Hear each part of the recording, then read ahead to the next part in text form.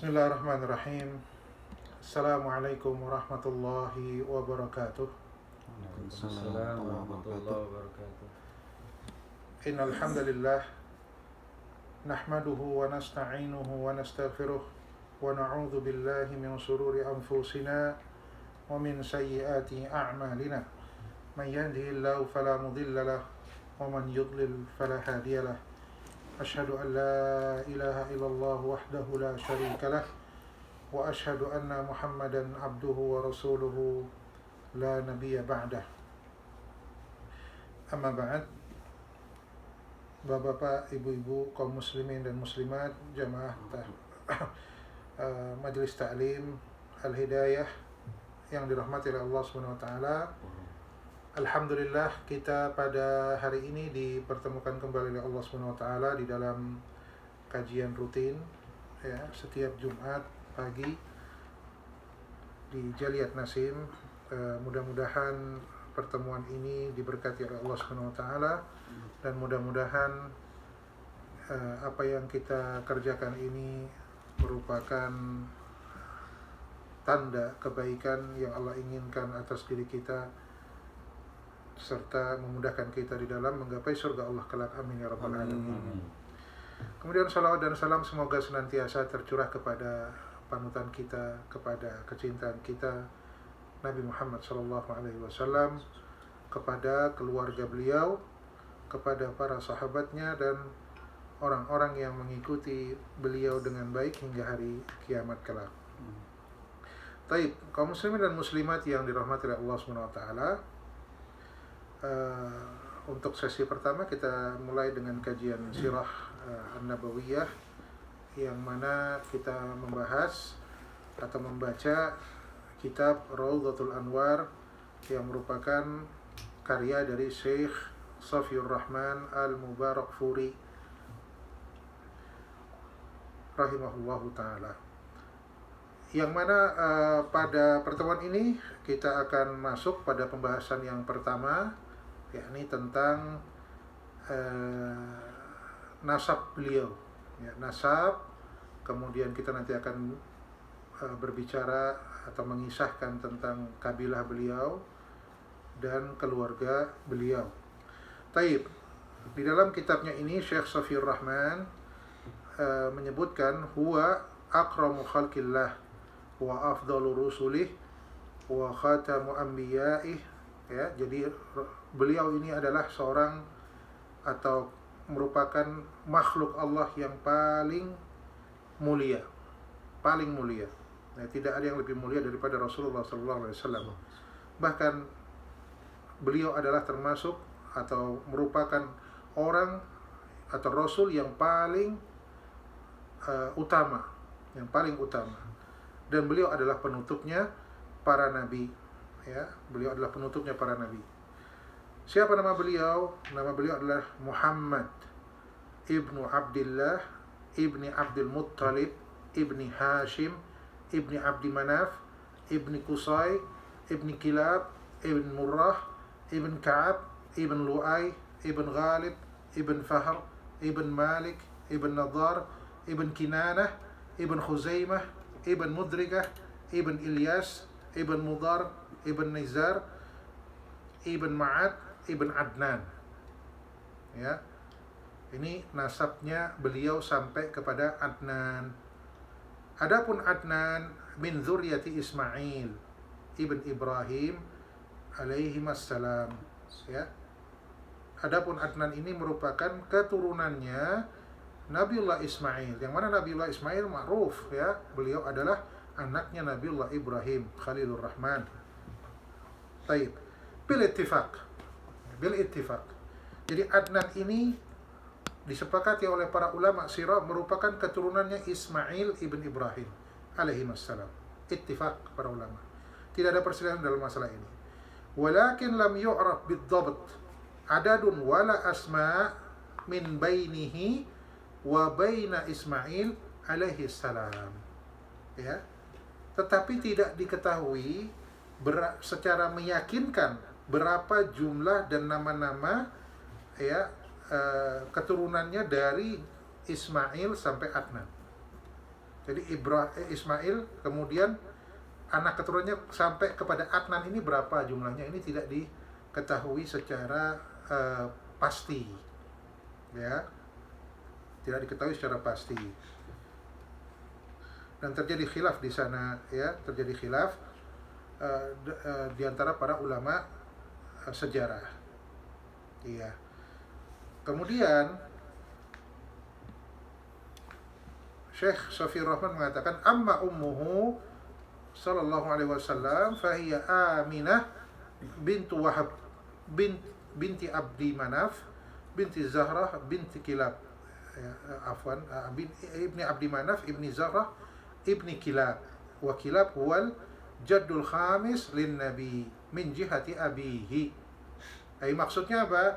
Ibunya ini, yakni Aminah bintu Wahab, ini nanti bertemu dengan nasab bapak beliau, ya, nasab ayahnya, nasab bapaknya beliau, ini Abdullah, ya, bertemu pada kakeknya yang kelima. Ya, ini siapa? Siapa kakeknya yang kelima di sini? Adalah Kilab. Ya. Jadi bertemu di sana. Jadi Kilab memiliki beberapa anak, di antaranya Zahra dan Qusay.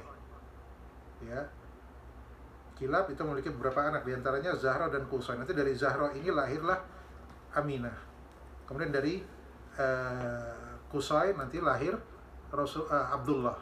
Nah, dari keduanya ini kemudian bertemu, melahirkan Rasulullah Shallallahu Alaihi Wasallam. Jadi bertemu pada kakeknya yang kelima, yakni yang disebut atau dinamakan dengan nama Kilab.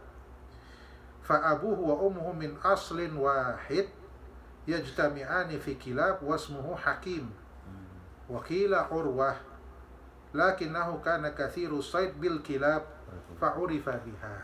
Nah, jadi bertemu pada kakeknya yang kelima dari sisi ayahnya, kemudian jadi bapak dan ibunya ini dari usul yang sama, jadi semuanya dari min dzurriyyati Ibrahim Ismail, ya, Ismail, kemudian terus nanti ketemu di Kilab, ya. Jadi di Kilab ini kemudian pecah, nah kemudian nanti ketemu lagi di Rasulullah SAW. Iya, dan beliau ini Kilab ini namanya adalah Hakim, dan dikatakan dengan namanya adalah Urwah juga. Tetapi dikenal dengan julukan Kilab karena banyak ketika berburu itu dengan membawa kilab. Apa kilab? Anjing. Iya. Kemudian dikenal dengan julukan Kilab. Nama iya. aslinya? Nama aslinya Hakim, tapi dikatakan juga namanya Urwah. Jadi ada perbedaan di sini. Ada yang mengatakan Hakim, ada yang mengatakan Urwah. Ya, ini siapa? Ini adalah kakeknya Rasulullah yang kelima. Ya. Baik. Kemudian qabilahnya itu dari sisi nasab, ya. Oh ya, ada tambahan masalah nasab ini. Kemudian beberapa ulama sejarah mereka mencoba lagi menyebutkan nasab dari Ibrahim sampai Adam. Ya, dari Ibrahim sampai Adam alaihi salam. Namun dikatakan oleh para ulama bahwa apapun yang disebutkan tentang nasab ini itu tidak ada yang sahih. Tidak ada riwayat yang sahih tentang nasab dari Nabi Ibrahim sampai Nabiullah Adam alaihi salam. Ya, seperti itu. Kemudian qabilahnya. Wa qabilatuhu hiya qabilatu Quraisy al-mashhud laha bisyaraf wa rif'at asy-sya'n wal majd al-asil wa qadasat al-makan baina sa'iril Arab. Ya. Jadi qabilahnya Rasulullah ini adalah yang dikenal dengan nama qabilah Quraisy. Ini nama qabilah yang dipersaksikan qabilah ini dengan kemuliaan, syaraf, rif'at asy-sya'n, ya, tingginya kedudukan qabilah ini. Wal majdil asil, ya, ningrat, betul. Majdil asil itu bangsawan. Kalau di kita ada keluarga keraton, ya di suku-suku Arab juga ada. Dan ini sukunya Rasulullah, ini qabilahnya ini adalah qabilah yang sangat tinggi kedudukannya. Bangsawan beliau ini, ya. Wa qadasatul makan baina, jadi suci atau tempatnya. Ya boleh kita katakan merupakan qabilah paling tinggi, qabilah terbaik, qabilah paling mulia. Jadi tidak salah kemudian makhluk yang paling mulia lahir dari qabilah ini. Ya. Jadi Allah SWT memang menakdirkan demikian. Nanti ada hikmahnya ya. Kenapa Rasulullah lahir dari qabilah tersebut? Ada hikmah di sana. Tayyib. Wa kullu min rijalati hadhihi al-qabilah kanu sadatin wa ashrafan fi zamanihim. Ya. Seluruh orang yang ada di dalam kabilah ini, kabilah Quraisy, ini mereka adalah para pembesar, sadat, ashraf, orang-orang yang mulia pada zaman mereka. Jadi kakeknya itu orang yang paling mulia pada zamannya. Siapa? Misalnya si Kilab, Qusay, kemudian Abdul Muttalib dan seterusnya. Mereka ini adalah orang-orang yang paling mulia pada zaman kehidupan mereka, ya. Masya Allah. Wa qad imtaza minhum Qusay. Di antara yang paling istimewa itu Qusay. Qusay ini siapa? Ini kakeknya yang keempat. Kalau tadi Kilab itu kakeknya yang kelima, ya, maka Qusay ini adalah kakeknya yang keempat. Ya. Kemudian dikatakan di sini ismuhu Zaid. Ismuhu Zaid. Qusay ini adalah dinamakan juga Zaid, nama lainnya, ya.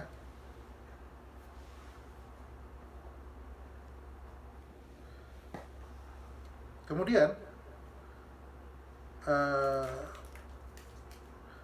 Qusay ini memiliki beberapa keistimewaan. Disebutkan di sini fahuwa awwalu man tawallal Ka'bah min Quraisy. Qusay ini adalah yang pertama kali ngurusi Ka'bah. Ini adalah kemuliaan, ya. Mengurusi Ka'bah. Kita tahu bahwa syariatnya Nabiullah Ibrahim, yakni berhaji itu sudah sejak zaman Nabi Ibrahim. Ya, dan Qusay ini adalah yang pertama kali dari Quraisy yang mengurusi Ka'bah ini. Fakanat ilaihi hijabatuha wa sadanatuha. Dan Qusay ini yang pertama kali memberi hijab, ya, memberi hijab pada Ka'bah, ya. Kemudian memberi kiswah. Aikana biyadihi miftahul Ka'bah yaftahuha liman yasha wa mata sya'a. Kunci Ka'bah, jadi sejak dulu Ka'bah itu sudah ada pintunya. Ya, kuncinya Ka'bah itu dipegang oleh siapa? Oleh Qusay. Pertama kali. Iya. Dan dia membukakan kepada siapa saja yang dia inginkan, kapan saja dia mau. Ya, seperti itu. Wa huwa alladhi anzala Quraisyan bi batni Makkah. Ya, jadi Qusay inilah yang pertama kali menempatkan orang-orang Quraisy atau kabilah Quraisy di lembah Makkah itu, di lembah Makkah. Wa askanahum fi dakhiliha. Jadi tinggal di dalam. Ya. Wa kanu qabla dzalika fi dawahiha wa atrafiha. Maksudnya apa? Jadi sebelum kabilah Quraisy ini sebelumnya tinggal di pinggiran Mekah. Jadi bukan di pusatnya Mekah. Pusatnya Mekah ya, pusatnya Mekah di mana? Di Ka'bah itu. Sekitarannya itu namanya Batni Makkah, ya. Awalnya mereka orang-orang Quraisy ini tinggal di pinggirannya, agak jauh di luar, ya, di sekitaran kota Mekah. Bukan hanya itu, mutafarriqina baina qabail ukhra. Dan mereka terpisah-pisah di antara kabilah-kabilah yang lain. Yang satu mungkin di sebelah utara, selatan, timur, barat, terpisah-pisah, tapi di luar kota Mekah. Kemudian Qusay membawa mereka dan tinggal di Batni Makkah, jadi di sekitaran Ka'bah. Iya. Wa huwa alladhi ansha'a as-siqaya war-rifadah. Dialah yang pertama kali melakukan as-siqaya war-rifadah. Apa siqaya itu? Yani ma'un 'udhb, ya, min nabidit tamr awil asl awiz zabib wa nahwihi. Jadi dia semacam minuman, ya, dari air tawar tentunya. Air tawar ini langka ketika itu, bukan suatu yang mudah untuk dicari. Jadi menghidangkan air minum seperti ini membutuhkan usaha yang besar. Ya. Jangan dibandingkan seperti sekarang orang tinggal buka keran keluar air, ya. Zaman itu air tawar itu sulit. Air tawar sulit. Bahkan sumur Zam-Zam ketika itu agak tersembunyi. Nanti akan kita ceritakan kapan ditemukan ini lagi. Ya. Jadi tidak terlalu seperti sekarang, ya, air sumur Zam-Zam itu bahkan dijual. Bisa kita dapatkan di Riyadh 5 real yang kecil itu kalau nggak salah. Jadi di mana-mana sudah air Zam-Zam itu, ya, artinya sudah di ini. Kalau zaman itu sulit sekali. Jadi ini merupakan, masya Allah, merupakan amalan yang berat, ya. Dan ini yang pertama kali melakukan tadi Qusay. Jadi dia menyediakan air tawar, ya, yang manis, ya, yang berasal dari nabit tamar. Nabit itu rendaman kurma, ya. Kemudian bisa juga air madu atau dari rendaman kismis atau anggur, ya. Ini namanya sekayah, yang ini dia dihidangkan untuk kepada siapa? Jamaah haji. Ya. Adapun rifada adalah ta'amun kana yasna' lahum fil mausim. Ini semacam atau sejenis makanan yang dibuat untuk jamaah haji itu pada musim haji tentunya.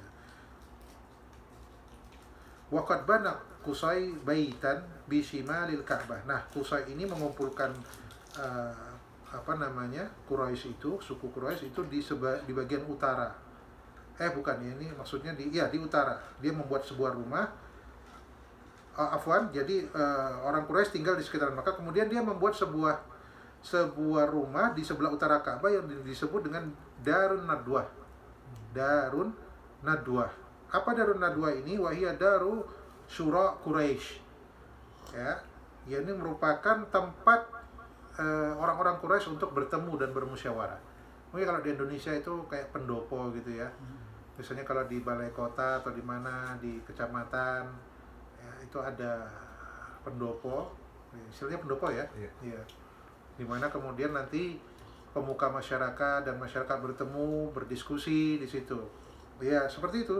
Ini namanya Darun Nadwah, tempat berkumpulnya orang-orang Quraisy untuk bermusyawarah. Wa markazu taharrukatihim al-ijtimaiyah, ya, pusat kegiatan masyarakat. Ya, pusat kegiatan masyarakat. Fakana la yu'qadu nikahun wa la yutimu amrun wa la yutammu amrun illa fi hadhihi dar. Jadi intinya ini adalah pusat kegiatan masyarakat sampai akad nikah, urusan-urusan semua di situ yang menyangkut atau terkait dengan masyarakat. Wa kana biyadihi liwa awal qiyadah fala tuqadu rayatu harbin illa biyadihi. Dan di tangan Qusay inilah panji-panji dan kepemimpinan, ya.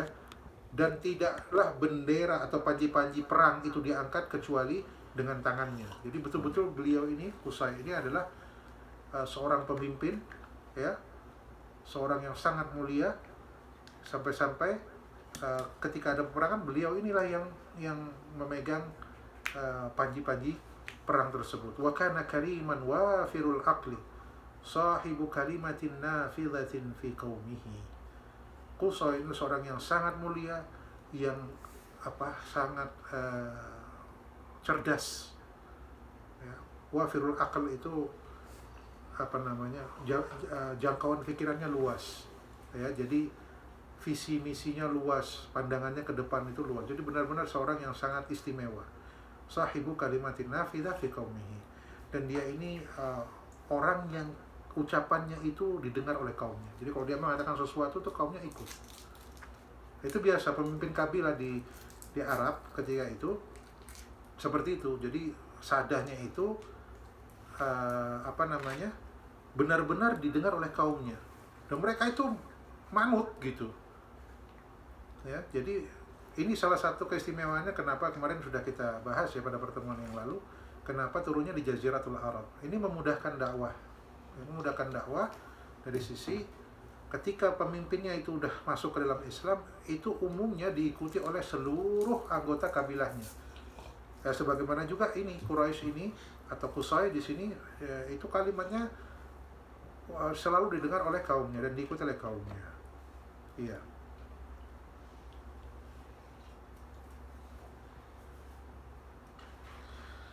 Dan ada tambahan, ya, bahwasanya Qusay ini orang-orang Quraisy mengatakan tentang Qusay kepada Rasulullah SAW setelah Rasulullah diutus.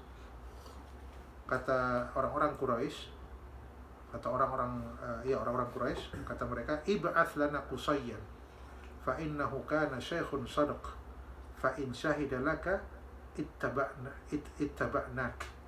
Kata mereka, utus kepada kami Qusay. Qusay udah nggak ada. Ini ketika Rasulullah diutus ya. Ketika dia berdakwah kan dakwahnya ditolak oleh orang-orang Quraisy. Kata orang Quraisy, utus kepada kami Qusay. Karena dia adalah seorang syekh yang sangat dipercaya. Fa in syahida laka ittaba'nak. Kalau seandainya dia bersaksi untukmu, niscaya kami akan ikuti kamu. Ini menunjukkan bagaimana tingginya kedudukan Qusay pada orang Quraisy. Jadi kalau Qusay mempersaksikan kamu, maka kami akan ikuti. Nah, seperti itu. Ini yang dikisahkan oleh Syekh Zaid, ya, Syekh Zaid dalam Fiqhus Sirah. Padahal jaraknya udah 6. Jaraknya ya enggak, Qusay yang keempat kan. Ya berarti sudah kakeknya yang keempat. Jadi ya 4 generasi setelahnya. Tapi masih masyhur. Qusay ini masyhur karena ya itu tadi, kedudukannya sangat tinggi sehingga oleh orang-orang Quraisy dikatakan kalau Qusay mempersaksikan kamu, kami ikut. Ini menunjukkan bagaimana tingginya kedudukan Qusay di mata orang-orang Quraisy. Ketika Qusay ini wafat, ya, dia meninggalkan 4 anak. Ya, 4 anak. Yang paling mulia dari 4 ini adalah Abdul Manaf. Abdul Manaf. Nah, Abdul Manaf ini nanti yang meneruskan tugas dari Qusay, yaitu merawat atau menjaga Ka'bah istilahnya, ya. Ya jadi takmirnya lah gitu. Takmirnya Ka'bah itu adalah Abdi Manaf. Ini setelah Qusay. Nanti setelah Abdi Manaf itu turun ke Hashim. Setelah Hashim meninggal ke Al-Muttalib. Nanti setelah itu turun ke anaknya, ini Abdul Muttalib. Ya, seperti itu. Taib, itu tentang Qusay. Tentang kabilahnya. Dan kabilah, ya Qusay ini yang disebut Quraisy. Ya, Qusay inilah yang disebut dengan Quraisy. Ya. Taib,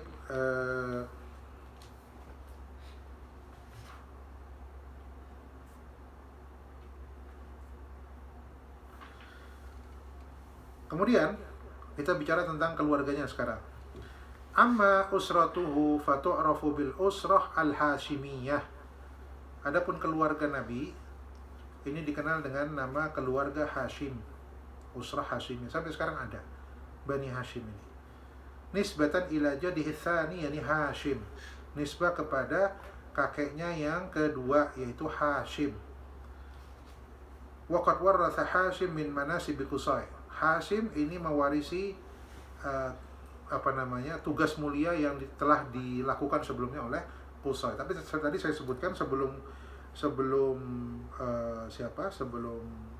Hashim itu sebelumnya adalah siapa? Abdul Manaf dulu. Ya, ini kakeknya yang ketiga. Kalau Qusay kakeknya yang keempat, kakeknya Rasulullah yang ketiga siapa? Abdul Manaf. Baru kemudian Hashim, ya. Kalau kita lihat nasabnya,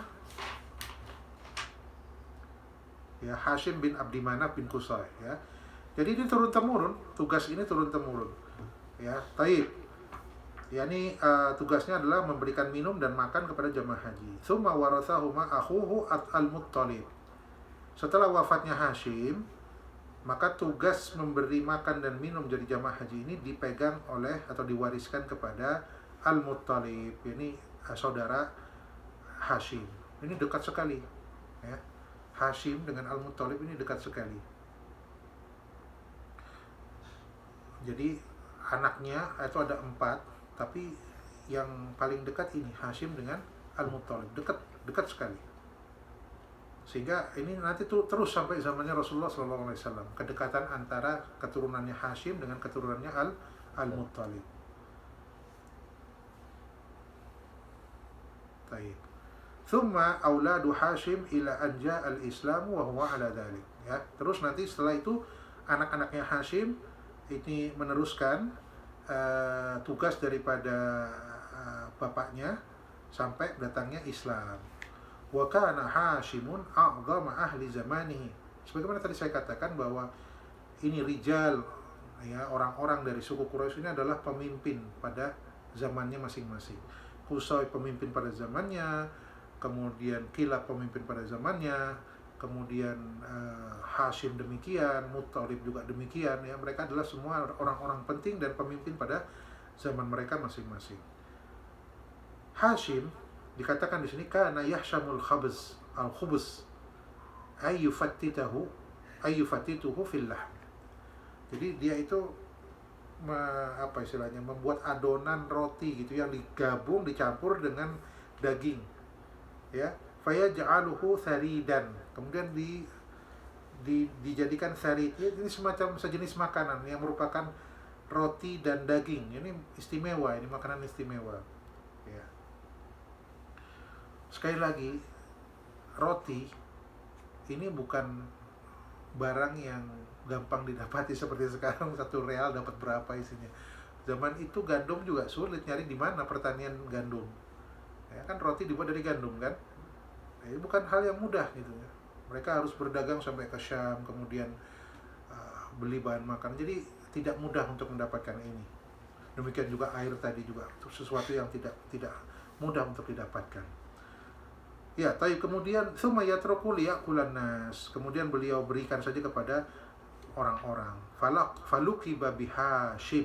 Kemudian akhirnya dia diberi lakab dengan Hashim karena itu tadi menghancurkan roti, diadon, digabungkan, dicampur dengan daging. Ya, wasmuhu Amr. Adapun namanya sebenarnya adalah Amr. Jadi orang Arab biasa kasih nama sesuai dengan pekerjaannya atau sesuai dengan apa yang biasa yang dia dikenal dengannya. Kilab, kenapa dinamakan Kilab? Karena sering berburu dengan anjing. Ya. Demikian juga Hashim, dinamakan Hashim kenapa? Ya karena dia sering membuat khubus, adonan roti dicampur dengan daging tadi. Ya. Hashim ini dikatakan oleh Syekh Mubarak di sini wa huwa alladhi sanna rihlatain. Rihlatus syita ila al-Yaman wa rihlatus saif ila Syam. Wa kana yu'rafu bi Sayyidid Batha. Ya, jadi Hashim inilah yang pertama kali membagi kafilah dagang itu menjadi 2. Ada rihlah, kafilah dagang yang rihlah pada waktu syita. Syita apa? Musim dingin. Syita ini musim dingin. Musim dingin mereka ke Yaman.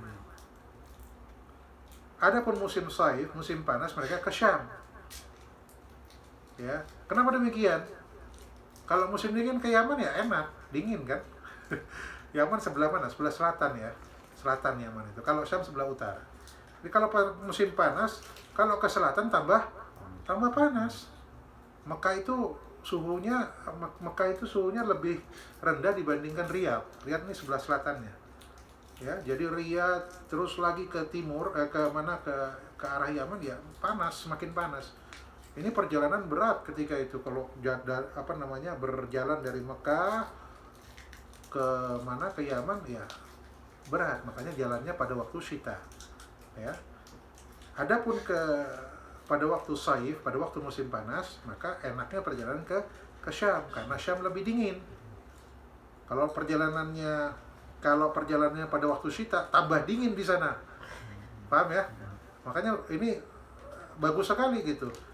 Jadi membuka hubungan dagang dengan Yaman dan juga dengan Syam.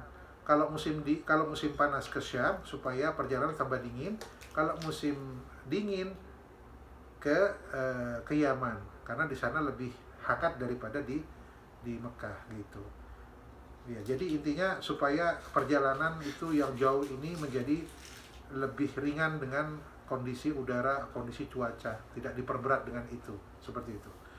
Wa kana yu'rafu bi Sayyidil Batha, dan ini Hashim ini dikenal dengan nama Sayyidul Batha, yakni Batha nama tempat di Mekah itu namanya Batha, dan dia dijuluki dengan Sayyidul Batha, ya, pemimpinnya Batha. Para suku Batha, ya di Batha. Batha nama tempat, bukan Batha kita nih. Ya, beda. Wa min hadithihi annahu marra bi Yathrib. Ini kisahnya siapa? Kisahnya Hashim. Kita lihat di sini. Suatu ketika Hashim atau Amr namanya melewati Yathrib Madinah, wa huwa fi tariqi tijaratihi ila Syam. ketika itu beliau dalam perjalanan menuju Syam. Ini musim dingin. Berarti kan tadi dibagi dua, musim panas ke Yaman, musim dingin ke musim panas ini ya, berarti musim dingin ke Yaman, musim panasnya ke Syam. Nah, suatu ketika dalam perjalanan dagang ke Syam. Ini berarti musim panas. Fatazawwaja Salma bintu Amr atau binta Amrin min Bani Uday ibn Najjar. Nah, ketika melewati Madinah ini, beliau menikah dengan Salma bin Amr yang merupakan wanita dari Bani Uday ibn Najjar atau Adi ibn Najjar. Ya, Bani Najjar ini. Bani Najjar ini jago-jago perang ini di Madinah, ya, Bani Najjar. Ya. Ansor itu Bani Najjar. Iya, salah satunya nanti. Ya, mereka ini pandai ahli dalam peperangan. Wa qama 'indaha fatratan. Kemudian Hashim tinggal beberapa saat atau beberapa waktu bersama istrinya yakni Salma. Tsumma madha ila Syam. Kemudian beliau melanjutkan perjalanan ke Syam. Wa hiya hamilun. Sementara istrinya yakni Salma tadi ternyata dalam keadaan hamil. Famata bi Ghazzah min ardi Filistin. Kemudian Hashim ini wafat di Gaza di Palestina. Wa waladat Salma ibnan bil Madinah, ya, sammathu Syaibah. Ya, nah kemudian Salma ini dia kan hamil tadi kan, dia di Madinah, sementara suaminya pergi ke Syam untuk perdagangan. Ketika itu suaminya sudah meninggal di Syam, maka kemudian Salma menetap di Madinah dan dia melahirkan di sana. Dan melahirkan seorang anak yang diberi nama Syaibah. Li Syaibin fi ra'si, apa Syaib? Uban. Mungkin ada rambut putih di kepalanya si anak ini. Anak ini makanya dinamakan Syaibah. Iya. Wa nasha hadha tifl baina akhwalihi fil Madinah. Syaibah ini tumbuh besar bersama paman-pamannya dari jalur ibunya. Ya karena ini di Madinah kan. Jadi kalau dalam bahasa Arab, paman dari jalur ibu namanya khal. Kalau paman dari jalur ayah namanya am. Ya. Nah, ini paman-paman dari jalur ibunya karena tinggalnya di Madinah. Walam ya'lam bihi a'mamahu bi Makkah. Dan dia tidak tahu, atau walam yu'allam bihi a'mamuhu bi Makkah. Dia tidak diberitahu ya tentang paman-pamannya yang ada di Makkah, yang dari jalur bapaknya.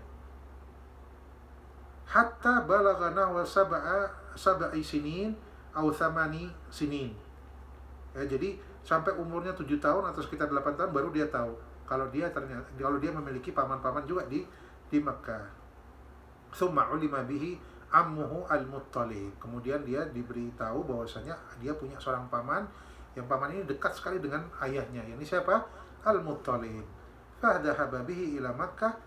Kemudian Al-Muttalib membawa siapa? Syaibah tadi ke Makkah. Falamma ra'ahu an-nas fadhannuhu abdahu. Ketika masuk ke dalam kota Makkah, maka orang-orang Makkah menyangka bahwa itu adalah budaknya Al-Muttalib. Faqalu Abdul Muttalib. Fastuhira bidzalik atau fastahra bidzalika. Jadi nama Abdul Muttalib itu bukan namanya. Namanya siapa? Namanya Syaibah. Aslinya itu namanya Syaibah. Kenapa disebut Abdul Muttalib? Karena waktu itu ketika umurnya 7 tahun atau 8 tahun datang Al-Muttalib ini ke Madinah. Kemudian mengambil dia, dibawa sama Al-Muttalib, mau dibesarkan oleh Al-Muttalib, dibawa ke Makkah. Orang Makkah melihat itu dikira itu budaknya Al-Muttalib. Wah, ini Abdul Muttalib. Akhirnya dia dikenal dengan nama itu, ya. Nah, itulah kemudian yang kita kenal sampai sekarang Abdul Muttalib. Nama aslinya adalah Syaibah. Kedinginan? Ini di Abdul kecil kan. Imam Syafi'i sampai ke Syaibah apa ya nasabnya? Imam Syafi'i sampai ke Al-Muttalib. Berarti Syaibah ini? Bukan. Syaibah ini kan dari Hashim. Syaibah bin Hashim. Kalau Imam Syafi'i dari Al-Muttalib, dari jalurnya Al-Muttalib. Ya. Makanya Al-Imam Syafi'i ini dijuluki Al-Imam Al-Muttalibi. Ya, karena memang dia nasabnya nanti sampai ke Al-Muttalib. Jadi bertemu nasabnya ke Rasulullah SAW di siapa, di Kilab, di Abdul Manaf. Iya, karena Abdul Manaf punya beberapa anak, Al-Muttalib, Hashim. Ya, jadi kalau Imam Syafi'i begitu jalurnya. Taib. Fakana Abdul Muttalib awsamun nas atau awsaman nasi wa ajmalahum wa a'dhamahum qadra, ya. Abdul Muttalib ini orang yang paling ganteng istilahnya. Ganteng sekali, cakep gitu ya. Dan kedudukannya sangat tinggi. Wa qad syarufa fi zamanihi syarfan lam yablughu ahadun. Bahkan dikatakan beliau ini kemuliaannya pada zamannya itu mencapai kemuliaan yang tidak dicapai oleh seorang pun pada waktu itu. Tidak Qusay, tidak juga Abdul Manaf sebelumnya. Kana sayyidu Quraisy wa sahibu air Makkah. Beliau adalah pembesarnya Quraisy, tidak Quraisy saja, sahibu air Makkah. Ya. Dia adalah istilahnya boleh dikatakan penguasanya air Makkah. Air Makkah itu maksudnya ya Makkah itu sendiri. Ya. Syarifan muta'an jawadan. Sangat mulia, sangat ditaati oleh kaumnya dan sangat dermawan. Masya Allah. Dan beliau dikenal dengan julukan Al-Fayyad. Yusamma bil Fayyad li sakaihi. Dia dijuluki dengan Fayyad karena saking dermawannya itu dijuluki dengan Al-Fayyad. Kana yarfa min ma'idatihi lil masakin wal wuhush wat tuyur. Bayangkan kalau sebelumnya itu minuman dan makanan disediakan untuk jemaah haji, ini untuk semua. Ya orang jemaah haji jelas itu sudah tanggung jawab mereka. Orang miskin, bukan orang miskin saja. Wuhush, tuyur, fi ru'usil jabal. Bayangkan. Ya. Binatang-binatang buas dan burung-burung di puncak gunung, kan maka dikelilingi gunung kan, bukit-bukit itu. Itu pun diberikan makanan oleh siapa? Ini si Abdul Muttalib. Ini menunjukkan bagaimana dermawannya beliau ini. Kalau binatang dan burung-burung saja diberi, apalagi manusia, apalagi jemaah haji, jangan ditanya. Ya. Makanya sangat dihormati, sangat mulia, sangat tinggi kedudukannya. Fakana yulaqabu bimut'imin nasi fis sahl. Ya. Pemberi makan manusia. Ya, pemberi makan, mut'im, memberikan makan. Wal wuhusi wat tuyur fi ru'usil jabal. Wa qad tasharrafa bihafri bi'ri Zamzam ba'da an kana qad darasaha yani Jurham inda jalaihim an Makkah. Jadi ketika itu bir Zamzam itu nggak terlalu kita katakan agak tersembunyi gitu, karena udah lama sejak zamannya Nabi Ismail terus sampai ke zaman beliau ini kan udah beberapa mungkin ribu tahun mungkin sudah, ya kan. Jadi akhirnya setelah dipelajari, setelah dilihat, ditemukan oh ini adalah sumur Zamzam, dan beliaulah yang pertama kali menggali sumur Zamzam sejak tersembunyi tadi. Wa kana qad umira bihafriha fil manam. Ini dalam mimpi sebenarnya beliau ini diberi ilham oleh Allah SWT untuk menggali sumur Zamzam itu. Wa wasafa lahu aw wusifa lahu mawdi'aha fihi aw mawdi'uha fihi. Di dalam mimpinya itu beliau diberi ilham tempatnya di sini gitu loh. Nah, kemudian dicek, oh iya ternyata benar ada sumur di situ. Nah, akhirnya digali kembali. Ya. Nah, ini nanti kan pekan mendatang kita akan bahas tentang peristiwa Al-Fil. Satu hal yang ingin saya tambahkan di sini, ya, kenapa Rasulullah ini diantara hikmahnya beliau dipilih dari suku atau kabilah yang demikian mulia.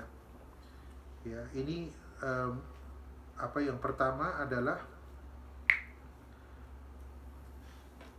diantara hikmahnya Rasulullah itu dakwahnya itu benar-benar murni di atas karena keinginan beliau untuk kebaikan manusia, bukan karena kedudukan.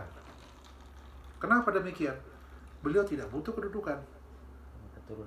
Keturunan ningrat, bangsawan, penguasa Mekah. Bahkan dikatakan Abdul Muttalib tadi mencapai kedudukan yang tidak dicapai oleh orang-orang Quraisy sebelumnya. Jadi sangat tinggi kedudukannya, beliau nggak membutuhkan itu. Makanya orang Quraisy nawarkan, kalau mau kekuasaan kasih kekuasaan, mau harta kasihkan harta.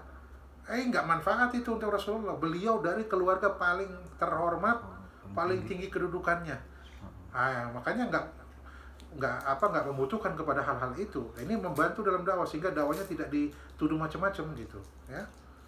Kemudian juga beda dengan dakwah sebagian orang. Ada dikatakan misalnya dakwahnya siapa di sini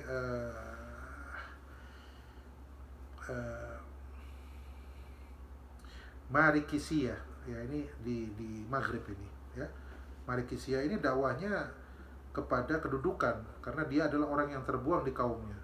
Jadi waktu itu dia adalah orang yang terbuang di kaumnya, dipinggirkan di kaumnya, dan dia menentang penguasa ketika itu, ya.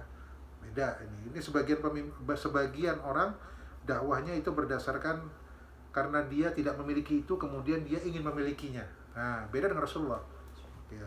Kemudian yang kedua diantara hikmahnya, ya, dengan kedudukan kabilah beliau yang begitu tinggi, ini membuat beliau tidak bisa dipandang remeh di kaumnya. Bayangkan kalau beliau dari keturunan budak misalnya, dianggap remeh itu dengan kaumnya. Tapi beliau ini adalah dari keturunan yang mulia tadi, sehingga kaumnya juga nggak berani untuk main-main dengan Rasulullah. Ini kaumnya adalah kaum yang terpandang. Kemudian yang ketiga, bahwasanya dengan kaumnya tadi itu Rasulullah mendapatkan pertolongan dan perlindungan. Ya, dakwah Rasulullah di Mekah itu kalau bukan karena Allah, kemudian karena kedudukan kaumnya, maka udah habis, ya.